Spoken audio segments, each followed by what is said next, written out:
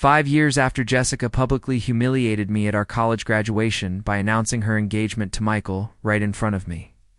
I returned to Denver with a successful architecture firm under my belt and a heart that had finally healed. What I didn't expect was to walk into the Riverside Community Center's charity gala and see her desperately trying to get my attention while her sister Rachel stood beside her. Now a stunning woman I barely recognized from the shy teenager she used to be. Before we jump back in, tell us where you're tuning in from. And if this story touches you, make sure you're subscribed, because tomorrow I've saved something extra special for you. The irony wasn't lost on me when Jessica approached with that familiar smile, acting like nothing had happened between us. While Rachel quietly excused herself, clearly uncomfortable with her sister's behavior, that night I made a decision that would change everything for all of us. The charity gala at the Riverside Community Center was supposed to be my quiet reintroduction to Denver society after 5 years in Seattle. I had built Thompson Architecture from the ground up there, landing major contracts and establishing myself as someone worth knowing in the Pacific Northwest. Coming back home wasn't really my choice. Dad's construction company was drowning in debt after a series of bad investments. And Mom had called me crying, begging me to come home and help save the family business that 3 generations of Thompsons had built. Standing in my tailored Navy suit, surveying the familiar faces of people I'd grown up with, I felt like a completely different person from the heartbroken kid who'd left Denver with nothing but a business degree and wounded pride. The confidence I'd gained from building something meaningful with my own hands had changed how I carried myself. I wasn't that desperate young man anymore, the one who'd spent 4 years of college following Jessica around like a lost puppy. Always available, always hoping she'd finally see me the way I saw her. Jessica Martinez had been the golden girl of Mountain View High School and the University of Colorado Boulder. Student body president, debate team captain, the kind of woman who commanded attention when she entered a room. We'd known each other since we were kids, living in the same upscale Riverside district where our families had been neighbors for decades. Her father owned half the real estate in Denver, while mine built the houses that made other people rich. I'd been infatuated with her since 7th grade, when she'd asked me to help her with math homework and I'd spent 2 hours explaining fractions, just to sit close enough to smell her strawberry shampoo. Throughout high school, I'd been her reliable friend, always there when she needed help with calculus or someone to drive her to parties when her car broke down. She'd dated other guys, but I'd told myself it was just teenage stuff, that eventually she'd realize we belonged together. College seemed like a fresh start, and when we both ended up at CU Boulder, I thought it was fate. I'd asked her out officially sophomore year, and she'd said yes. We dated for 6 months, and I'd fallen completely in love with her laugh, her ambition, her way of making everyone around her feel important. Then Michael Chen had transferred from Stanford, this smooth business major with his father's tech company connections and a trust fund that made my family's middle class stability look quaint. It was everything I wasn't. Effortlessly cool, naturally charismatic, the kind of guy who could walk into any room and immediately become the center of attention. Within 2 weeks of meeting Jessica in their strategic management class, they were inseparable. Jessica had broken up with me over coffee at the campus Starbucks, telling me I was such a good friend and that she didn't want to ruin what we had with romance. Next day, I'd seen her holding hands with Michael outside the business building. She'd looked right at me, and for a moment, I'd thought I saw guilt in her eyes. But then Michael had whispered something in her ear, and she'd laughed, that musical laugh I'd thought was mine, and they'd walked away without a second glance. The worst part wasn't just losing her, it was how she'd treated me afterward. Suddenly, I was invisible to her unless she needed something. She'd text me at midnight when her laptop crashed and she had a paper due, expecting me to drop everything and help her recover her files. She'd call when Michael was busy and she was bored, wanting to grab lunch and complain about her relationship problems. But when I'd tried to have real conversations with her, tried to understand what had happened between us, she'd gotten uncomfortable and distant. Changing the subject or finding excuses to leave, senior year had been the worst. Michael had graduated and taken a job in Los Angeles, leaving Jessica behind to finish her marketing degree. I'd thought maybe this was my chance, that with him gone, she might remember what we'd had. Instead, she'd become even more distant, as if being around me reminded her of something she wanted to forget. She'd started avoiding the places we used to hang out, skipping study groups if she knew I'd be there, crossing the street when she saw me walking toward her. Graduation day had been my breaking point. I'd been standing with my family after the ceremony, still wearing my cap and gown. When Jessica had approached with her parents and Rachel trailing behind, I'd thought maybe she wanted to congratulate me or finally have that conversation we'd been avoiding for 2 years. Instead, she'd practically bounced on her toes with excitement and announced that Michael had proposed to her the night before, showing off a diamond ring that probably cost more than my dad's truck. "I'm moving to LA next week," she'd said, her voice bright with happiness that had nothing to do with me. "Michael's already got us an apartment in Beverly Hills. I'm so excited to start my new life." She'd hugged me then, a quick, dismissive embrace that felt like a goodbye to everything we'd ever meant to each other. I'd stood there, surrounded by my family and her family, feeling like the biggest fool in the world. Rachel had been watching the whole thing with these sad, knowing eyes, like she understood exactly how humiliated I felt. She'd even stepped forward like she wanted to say something, but Jessica had already moved on, dragging her family away, to take pictures and celebrate her engagement. That night, I'd made the decision to leave Denver. I'd been accepted to a graduate program in architecture at the University of Washington, something I'd been considering as a backup plan. Within 2 weeks, I'd packed everything I owned into my Honda Civic and driven north, leaving behind everything that reminded me of Jessica and the fool I'd been for thinking she could ever love me back. Seattle had been exactly what I needed. The rain and the mountains and the coffee culture had felt like a completely different world from the sunshine and sprawl of Denver. I'd thrown myself into my studies, then into building my architectural firm, specializing in sustainable residential design. I'd dated other women, good women, who appreciated me and didn't treat me like a convenience. I'd built friendships with people who didn't know my history, who saw me as David Thompson, the successful architect, not David Thompson, the guy who'd been publicly rejected by Jessica Martinez. For 5 years, I'd successfully avoided social media posts about Jessica's life in LA, declined invitations to college reunions where I might run into mutual friends who'd want to update me on her marriage. I'd built a life where Jessica Martinez was just a painful memory from my past, someone who'd taught me valuable lessons about self-respect and knowing my worth. But Dad's phone call 3 months ago had changed everything. "David, I need you to come home," he'd said, his voice thick with shame. "The company's going under. I made some bad investments, trusted the wrong people. Your mother and I might lose the house. I know I don't have the right to ask, but you're the only one who might be able to help us figure this out." So here I was, back in Denver, back in the world where Jessica Martinez had once been the center of my universe. The charity gala was supposed to be my soft re-entry into Denver society, a chance to network and maybe drum up some business for the family company. I'd been prepared to see familiar faces, to answer questions about my time in Seattle, too politely, deflect any mentions of my past with Jessica. What I hadn't been prepared for was the moment the crowd parted and I saw her across the room, looking exactly as beautiful as she had in college, but somehow more polished, more sophisticated. Was wearing a black cocktail dress that probably cost more than most people's monthly rent. Her dark hair swept up in an elegant chignon, and standing beside her, looking uncomfortable in a simple blue dress that somehow made her more striking than her sister's designer outfit, was Rachel Martinez, no longer the awkward teenager I remembered, but a confident woman who took my breath away in a way that surprised me completely. The moment Jessica spotted me across the crowded gala hall, her entire demeanor shifted. Gone was the polished socialite, making small talk with Denver's elite, replaced by something that looked almost like panic. She excused herself from her conversation and began making her way toward me, her heels clicking against the marble floor with determined precision. Preparing and narrating this story took us a lot of time, so if you are enjoying it, subscribe to our channel. It means a lot to us. Now back to the story.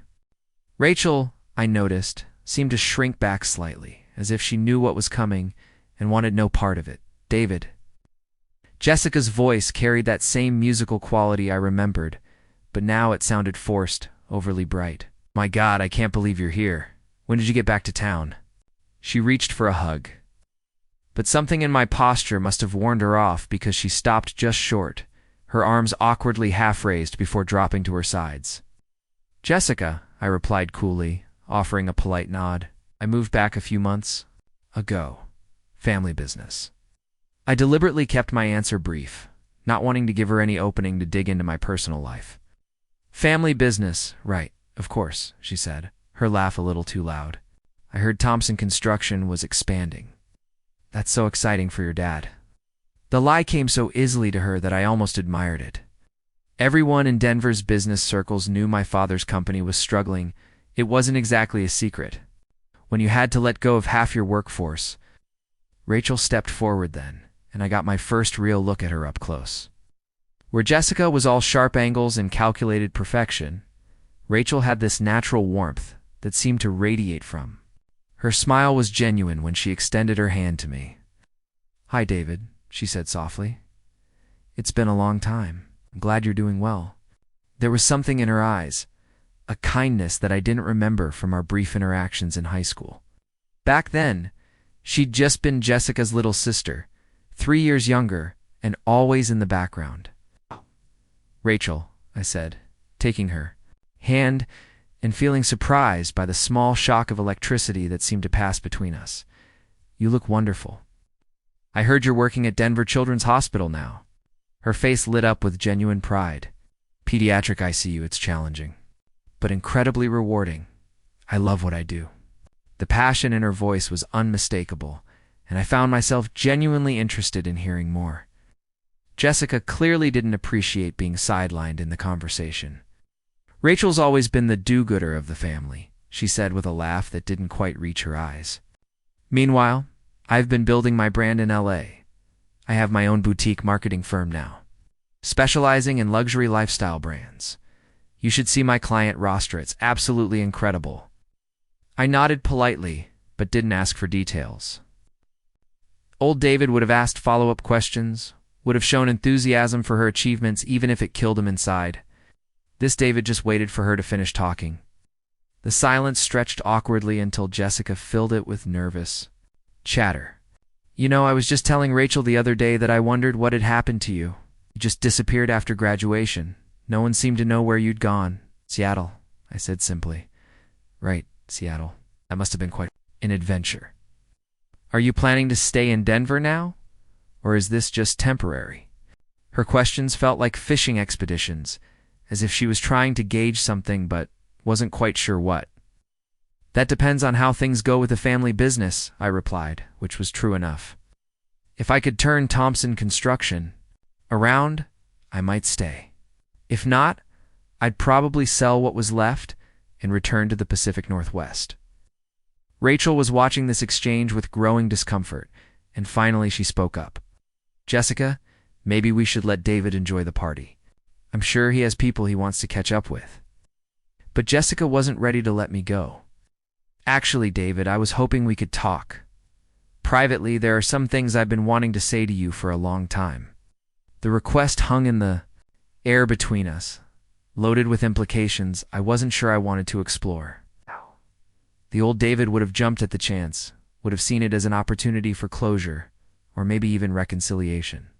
But standing there, looking at Jessica's expectant face and Rachel's worried expression, I realized I felt absolutely nothing toward Jessica except a mild curiosity about what she thought she needed to say to me. "I appreciate that, Jessica. But I think we've said everything we need to say to each other. That was a long time ago." Her face flushed slightly, but she pressed on. "Come on, David. We have so much history together. Surely you don't want to just pretend none of it ever happened." "I'm not pretending anything happened or didn't happen," I said calmly. "I'm just not interested in relitigating the past. I hope you have a good evening." I turned to Rachel, who had been standing there looking increasingly mortified by her sister's behavior. "Rachel, it was really good to see you again. I'd love to hear more about your work sometime, if you're interested in grabbing coffee." The invitation surprised even me as it came out of my mouth, but seeing her face brighten made it feel like the most natural thing in the world. "I'd like that," she said, pulling out her phone. "Here, let me give you my number." So we exchanged contact information. I could feel Jessica's eyes boring into both of us. When I looked up, her expression had shifted from disappointment to something much sharper. "Rachel, what are you doing?" she asked, her voice carrying a warning tone I'd never heard her use with her sister before. "Having a conversation, Rachel?" replied evenly, though I could see the slight tremor in her hands as she put her phone away. "David and I are both adults, Jessica. We can be friends." "Friends," Jessica repeated, as if the word tasted bitter in her mouth. "Right, of course." She forced another bright smile. "Well, this has been lovely, but I see the Hendersons over there and I really should go say hello. They're potential clients." She started to walk away, then turned back. "David, you should stop by the house sometime. Mom and Dad would love to see you. They'd always ask about you when they talk to your parents." It was a manipulation tactic I recognized from collegiate invoking our family's friendship to create obligation, but I just nodded noncommittally. Maybe. After Jessica left, Rachel and I stood in comfortable silence for a moment, watching her weave through the crowd toward an elderly couple by the silent auction tables. "I'm sorry about that," Rachel said finally. "She's been different since she moved back from LA." "She moved back?" I asked, surprised. "I thought she was living her dream life in Beverly Hills." Rachel's expression grew sad. "The dream life fell apart about 6 months ago. Michael left her for someone else's business partner's daughter. Someone with better family connections, apparently." Jessica came home pretty broken up about it. I felt a flicker of something that might have been sympathy, but it was distant, academic. It's like hearing about a character in a book rather than someone who had once meant everything to me. "I'm sorry to hear that," I said, and meant it in the general way. "You're sorry when anyone goes through heartbreak. She's been having a hard time adjusting to being back in Denver. I think seeing you here tonight brought up a lot of complicated feelings for her." Rachel was being diplomatic, but I could read between the lines. Jessica had probably assumed she could waltz back into Denver and pick up where she'd left off with her various admirers, only to discover that the world had moved on without her. "What about you?" I asked, genuinely curious. "Have you been in Denver this whole time?" "Mostly. I did my nursing degree at DU, then got hired at Children's Hospital right after graduation. I love it, here the mountains, the community being close to family. I never really had the urge to leave the way Jessica did. There was something refreshing about her contentment. Her lack of ambition for anything beyond doing meaningful work and being close to the people she loved. It was the complete opposite of Jessica's restless hunger for more, bigger, better." "That's nice," I said. I think I forgot how much I missed the mountains until I saw them again from the plane. Seattle doesn't have mountains. It does, but they're different. Everything's different there, which was probably what I needed at the time. She studied my face carefully. "And now, are you glad to be back?" The question was more complex than she probably realized. Was I glad to be back in the city where Jessica Martinez had once made me feel like I wasn't worth loving? Was I glad to be dealing with my family's financial crisis and trying to rebuild a business that might be beyond saving? But looking at Rachel, seeing the genuine interest in her eyes, feeling this unexpected connection forming between us, I found myself answering honestly. "I'm starting to think I might be." The coffee shop Rachel suggested was a cozy little place called Mountain Brew, tucked away in a quiet corner of the Cherry Creek district.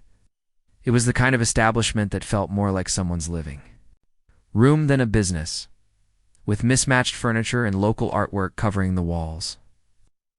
I arrived first, choosing a table by the window where I could watch the autumn leaves drift down from the old oak trees lining the street.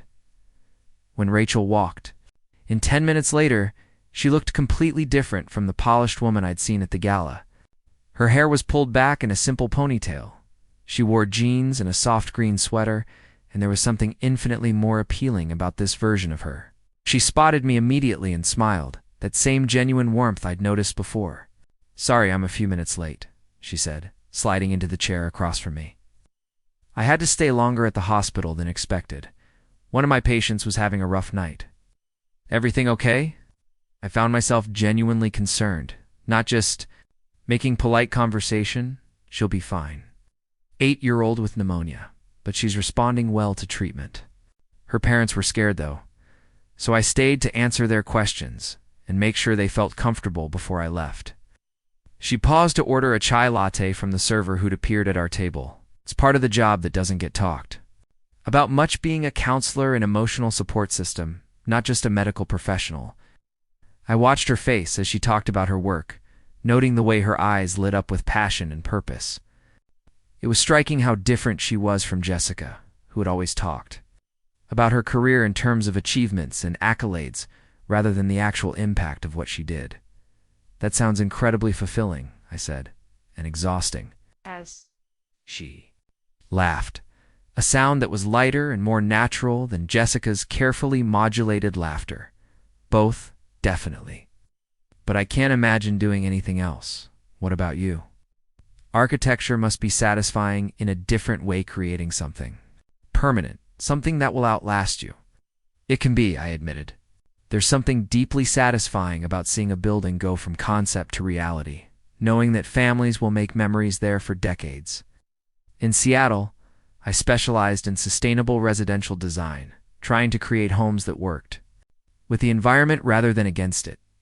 And now you're back to help with your dad's construction company. That must be a big adjustment. I had been dreading this part of the conversation, the inevitable discussion of why I'd really come home. But something about Rachel's demeanor made me want to be honest rather than defensive. Dad made some poor investment choices and trusted the wrong business partners, I explained. The company is hemorrhaging money, and if we can't turn things around in the next 6 months, 3 generations of Thompson construction will be gone. My parents might lose their house. Rachel's expression grew sympathetic without becoming pitying, which I appreciated. That must be incredibly stressful. For all of you it is, but I'm hoping I can bring some fresh perspective to the business model. Maybe pivot toward more sustainable construction methods, target a different market segment. The Denver area is growing fast, and there's definitely demand for environmentally conscious building. That sounds like a smart approach. And you have the expertise to make it work. Her confidence in me was unexpected and oddly touching. We'd barely spoken in high school, yet she seemed to have more faith in my abilities than some people I'd known for years.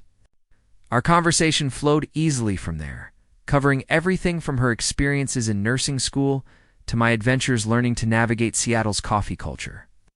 She told me about her volunteer work with a local literacy program, and I found myself sharing stories about the community garden project I'd spearheaded in my Seattle neighborhood.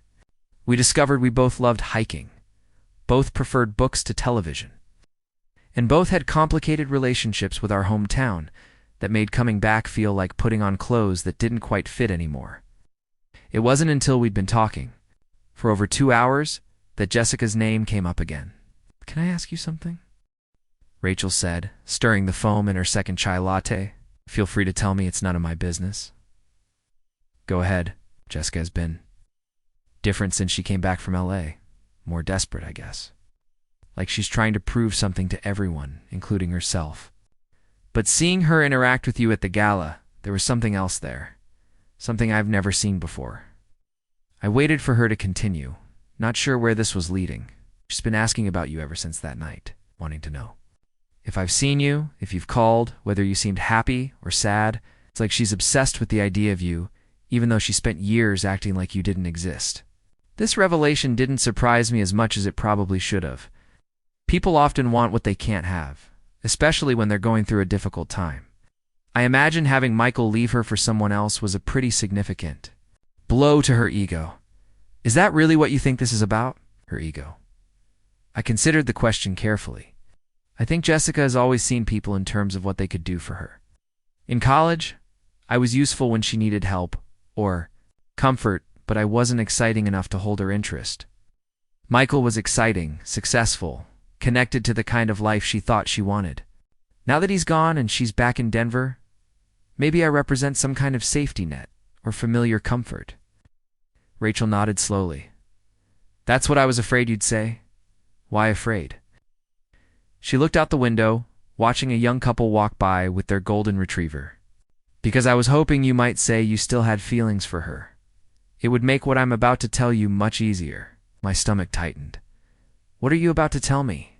Jessica asked me to help her win you back. The words hung in the air between us like a challenge. I felt a flash of anger, though I wasn't entirely sure who it was directed at. She what? She came to my apartment 3 days ago with this whole plan. She wanted me to invite you to coffee, to casually bring up how much she's changed, how she realizes now that she made mistakes when she was younger. She thought if the idea came from me, you'd be more likely to consider giving her another chance. I stared at Rachel, processing this information. And you agreed to this? I agreed to have coffee with you, she said carefully. But not for the reasons she wanted. What reasons then? Rachel met my eyes directly, and I saw something there that made my pulse quicken, because I've had a crush on you since.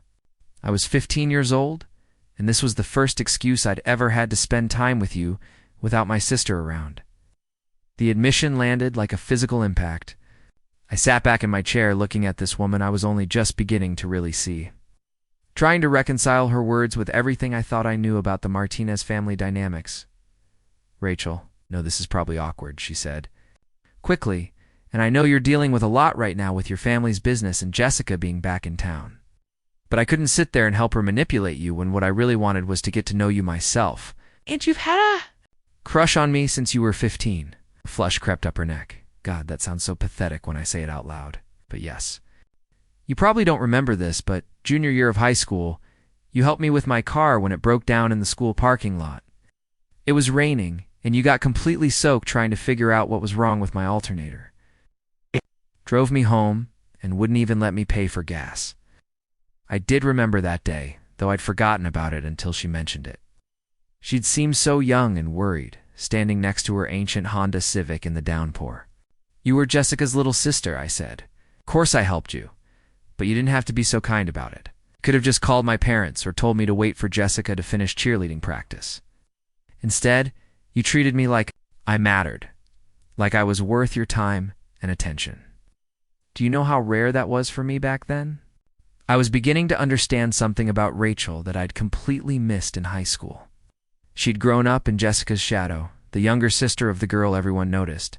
Everyone wanted to be around.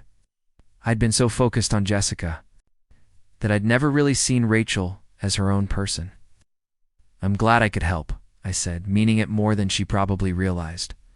The point is, I've spent 13 years wondering what it would be like to have a real conversation with you.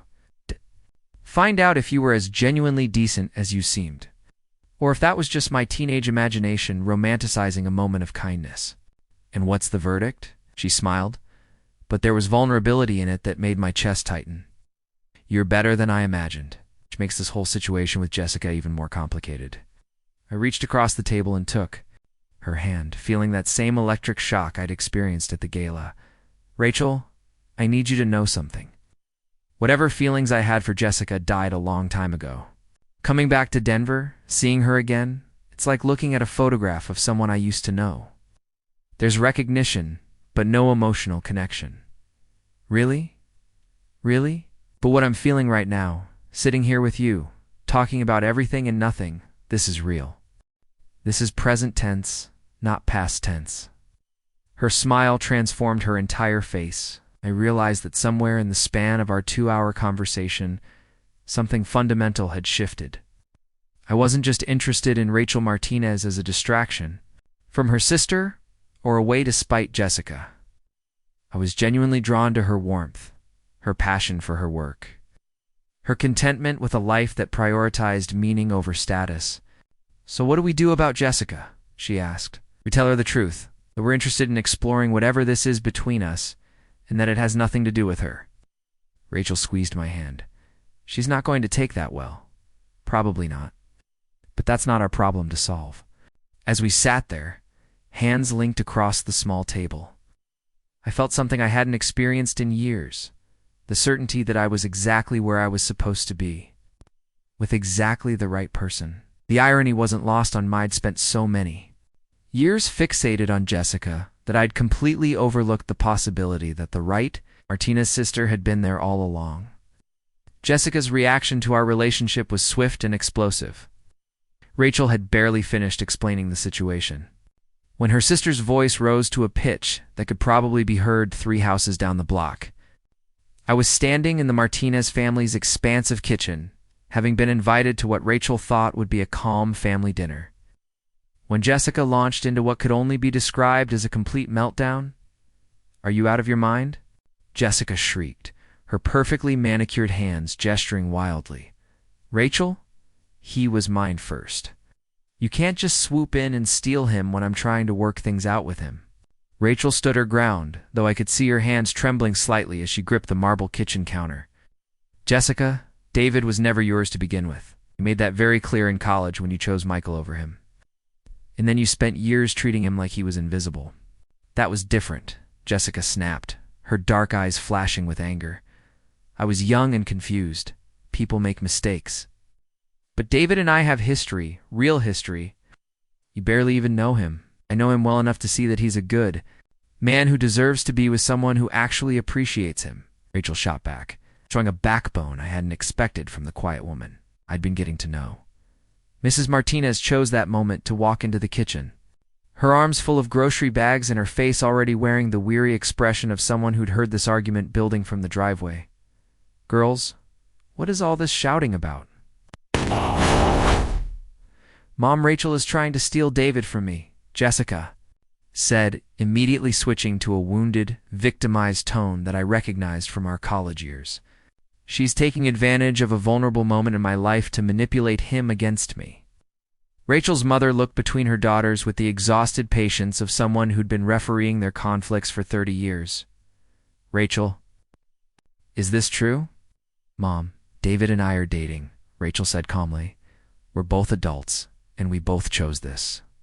"Jessica doesn't get to claim ownership over every man she's ever shown interest in. Dating." Jessica's voice cracked on the word. "You've known him for all of 5 minutes, Rachel. This is just some rebellion phase because you're jealous that I've always been the one men actually wanted." The cruelty of that statement hung in the air like a toxic cloud. I watched Rachel's face crumble slightly before she rebuilt her composure, and something protective and fierce rose up in my chest. "That's enough," I said quietly, but my voice carried enough authority that both sisters turned to look at me. "Jessica, I need you to understand something very clearly. Rachel isn't stealing me from you because you never had me. You made your choice years ago, repeatedly, and I've moved on." "David, please," Jessica said, her tone shifting to the pleading, manipulative one I remembered so well. "I know I hurt you, but I was scared. I wasn't ready for something real back then, but I am now. I've learned from my mistakes. Michael leaving me made me realize what I really want." "What you really want," I repeated slowly, "is to not be alone and rejected. You don't want me, Jessica. You want the idea of me, the safety net, the guy who used to drop everything whenever you needed something." "That's not true," she protested, but there was something hollow in her voice that suggested she knew I was right. "It is true. And even if it weren't, it wouldn't matter. I'm in love with your sister." The words surprised even me as they came out, but the moment I said them, I knew they were absolutely accurate. Somewhere between our first coffee and the dozen dates we'd had since, I'd fallen completely for Rachel's kindness, her passion, her quiet strength. Rachel's eyes widened, and a smile spread across her face that made my declaration feel like the most natural thing in the world. Jessica, however, looked like I'd physically slapped her. "You're in love with her? Can't be serious." "David, she's nothing special. She's just a nurse who's never left Denver, never done anything interesting with her life. I could give you so much more." "Like what?" I asked, genuinely curious. "A marketing firm that targets luxury brands? Lifestyle built on impressing people we don't actually like? The same pattern of emotional manipulation that destroyed our friendship in college?" Jessica's face flushed red. "I am successful, David. I built something meaningful in LA. Just because Michael turned out too. Be a bastard doesn't mean everything I accomplished there was worthless. I never said it was worthless. But your success doesn't obligate me to want to be with you.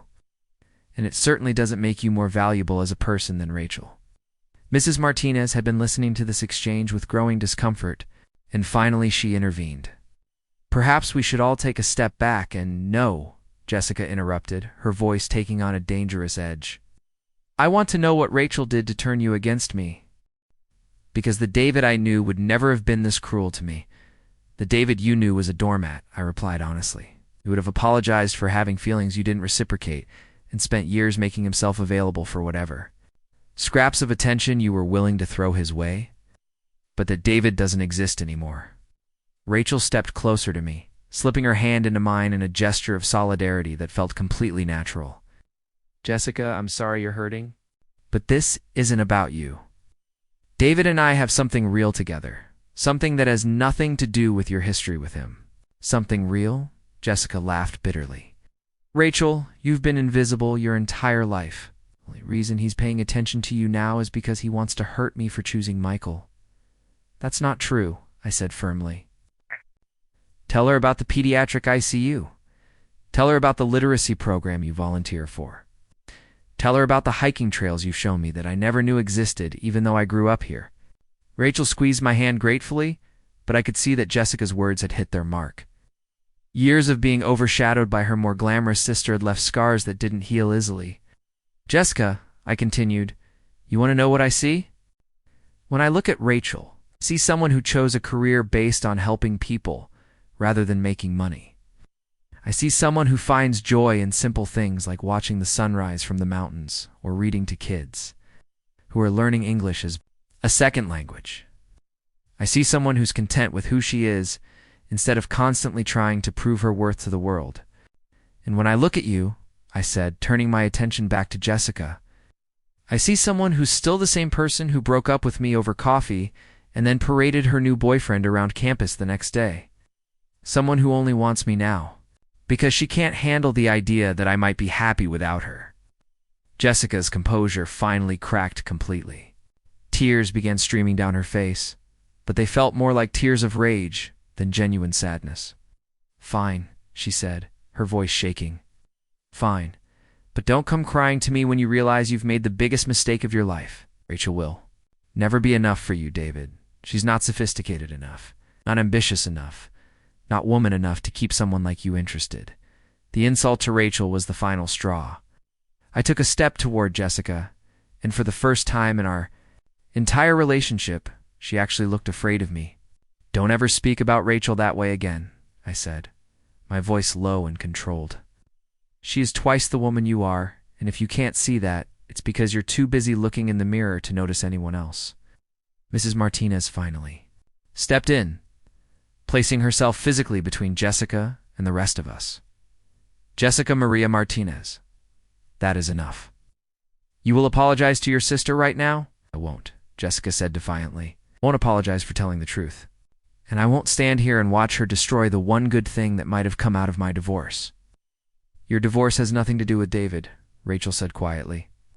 And your pain doesn't give you the right to try to destroy my happiness. Jessica stared at her sister for a long moment, and I saw something shift in her expression.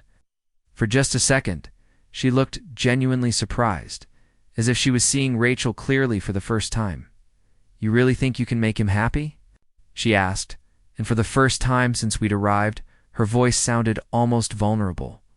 I think we can make each other happy, Rachel replied, which is how relationships are supposed to work.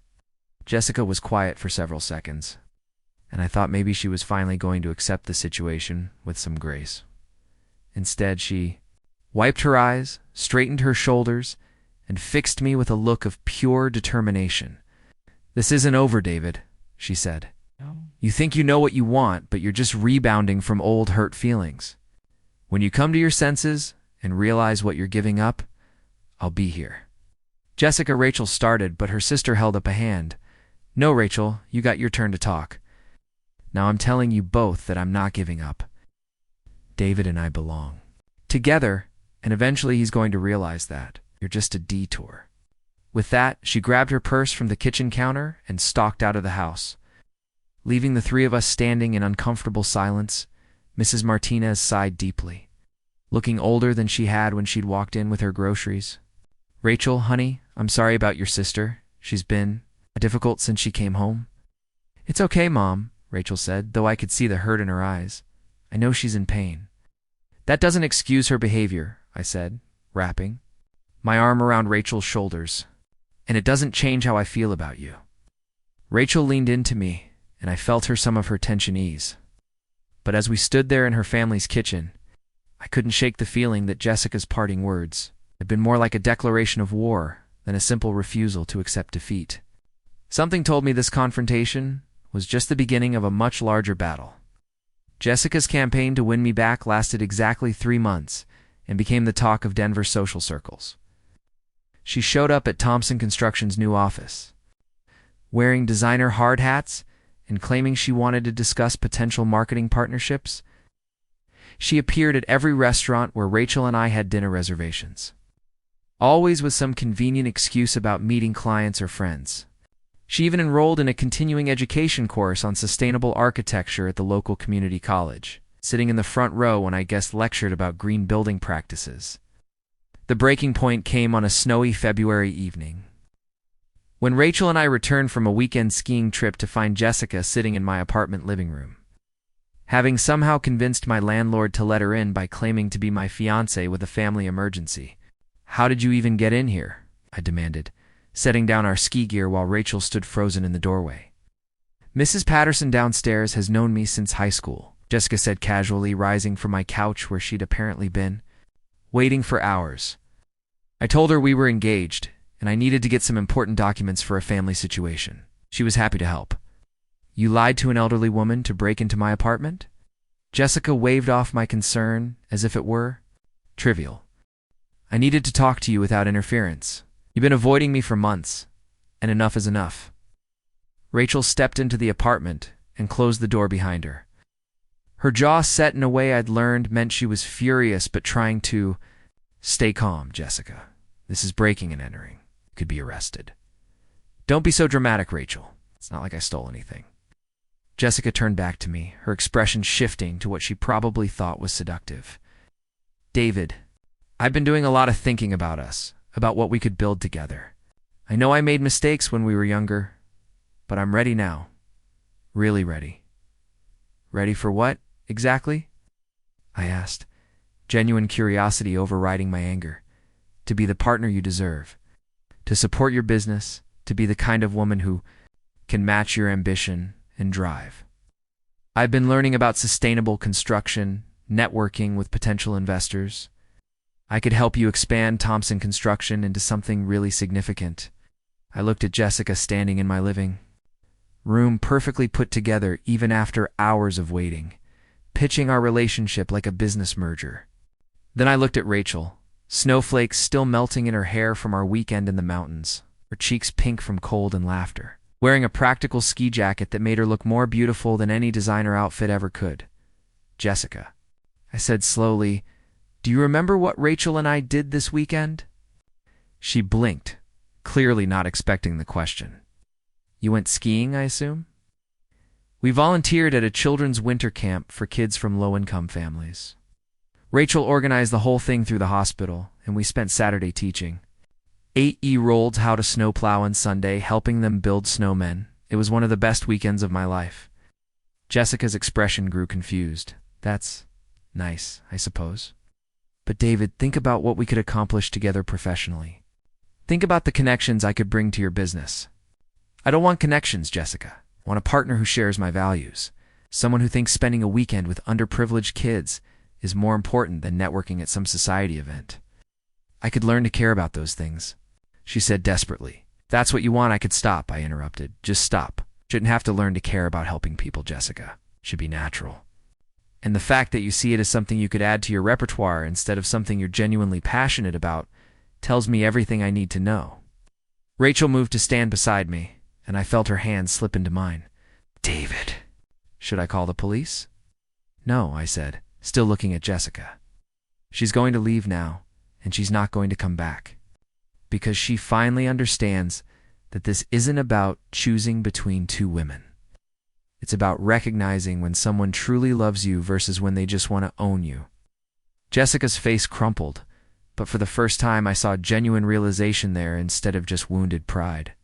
"You really love her. I really love her. She loves you back. She does." Jessica looked between us for a long moment, and then something seemed to deflate in her.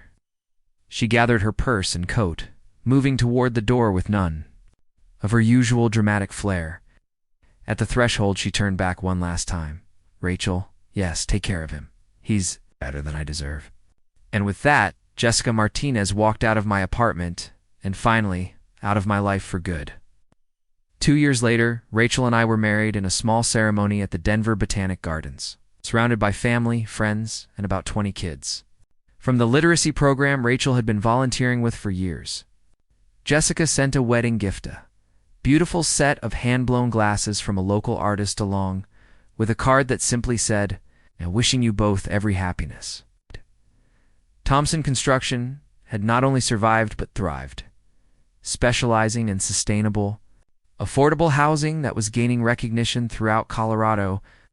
Rachel had been promoted to head nurse of the pediatric ICU and was working on her master's degree in healthcare administration.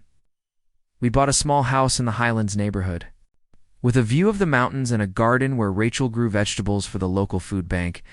6 months after our wedding, I ran into Michael Chen at a conference in San Francisco.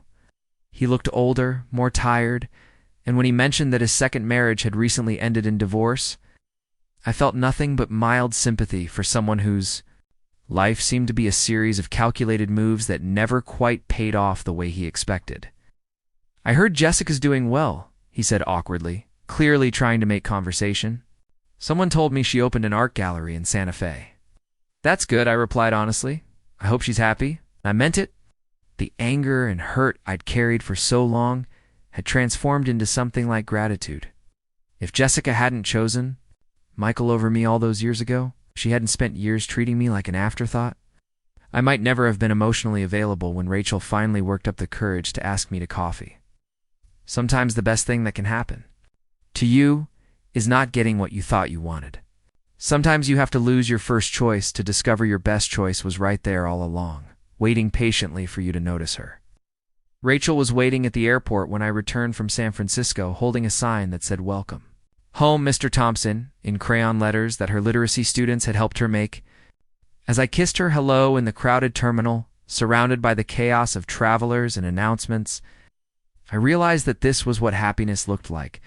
Not the dramatic highs and lows I'd confused with love in my youth, but the steady, reliable warmth of being completely known and accepted by someone who chose you not for what you could give them, but for who you already were. Up next, you've got 2 more standout stories right on your screen. If this one hit the mark, you won't want to pass these up. Just click and check them out.